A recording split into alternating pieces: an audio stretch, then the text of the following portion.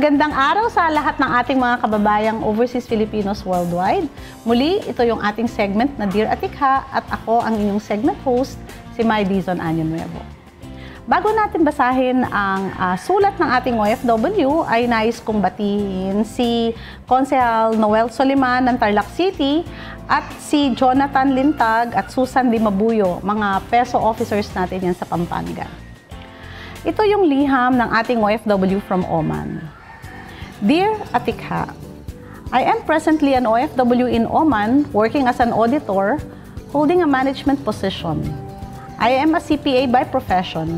You can simply call me Nell. I am also an active community leader here.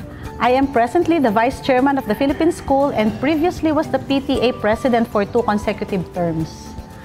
I used to be active also in the community outside the school, being the President of the Filipino Basketball Group.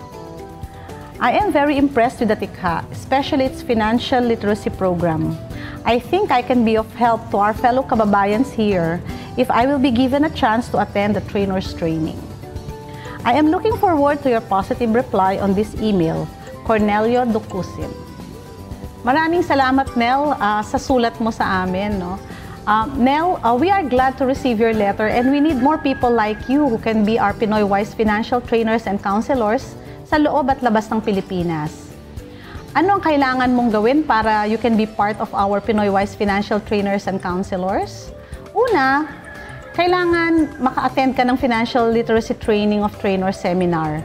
Magkakaroon kami ng schedule ng training sa Middle East first quarter of next year and we will give you the schedule.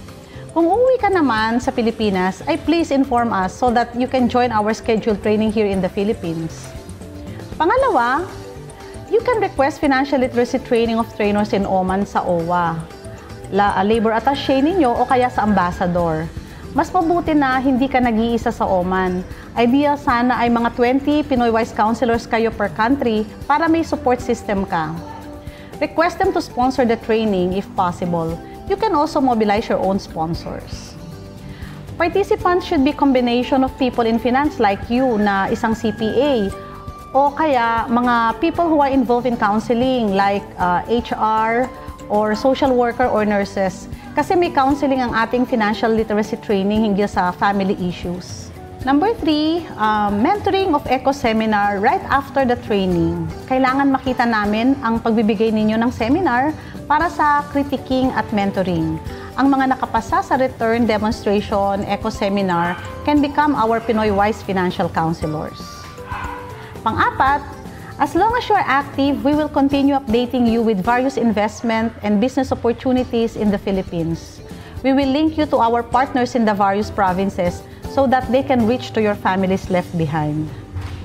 Thank you, Nell. And for those who want to be part of the Pinoy-wise movement, just let us know para pagtulungan natin paano makakatulong tayo sa kababayan nating overseas Filipinos at kanilang pamilya. Sa lahat ng mga may katanungan or nais humingi ng payo ay email us at info@pinoywiseoftv.org, call or text 0917-569-1031, log on at our website www.pinoywiseoftv.org. Maraming salamat sa inyong panonood. Muli, ito si May Dizon Año Nuevo na nagsasabing pagbabalik, paghandaan, siguraduhin bukas may darat na.